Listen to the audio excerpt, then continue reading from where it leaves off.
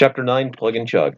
All right, so this is plugging into the generalized force due to gravity formula. And again, W equals mg is a force due to gravity formula, but that is specifically if the acceleration due to gravity, in other words, little g, is relatively constant. So that takes place near the surface of a planet or a moon or some huge object like that. So in this particular case, we're dealing with calculate the force of the Earth's gravity on a 1 kilogram mass at the Earth's surface. Now, you should be able to do mg, except the point of this is to show that the generalized equation works. We did something similar in class.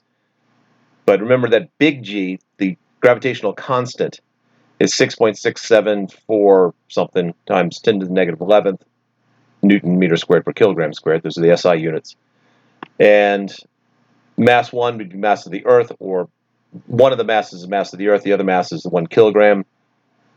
And they give it to you in the problem. The radius of the Earth, he has 6.4 times 10 to the 6 meters here, and in the back he has 6.38 times, or 6.37 times 10 to the 6 meters.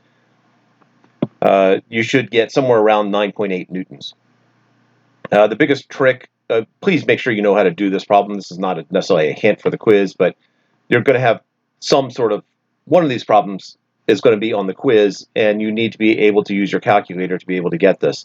The biggest problems usually happen in either forgetting to square or not knowing how to do exponents. And so please know how to do that. Calculate the force of gravity on this. This is so problem 34. Calculate the force of gravity on the same 1 kilogram mass if it were 6.4 times 10 to the 6 meters above the Earth's surface. So now we are doubling the radius, or the distance, that the center to center distance between the two. And if you double that distance, notice it's in the denominator and it's squared, so the final force should be 1/4 of the original.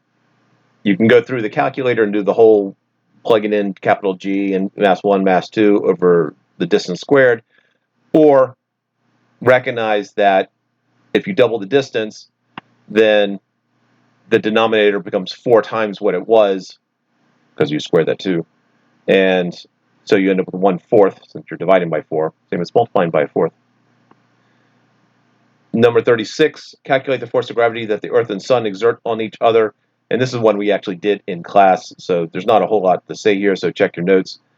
But again, the answers are given to you or posted, and so please make sure you know how to use your calculator.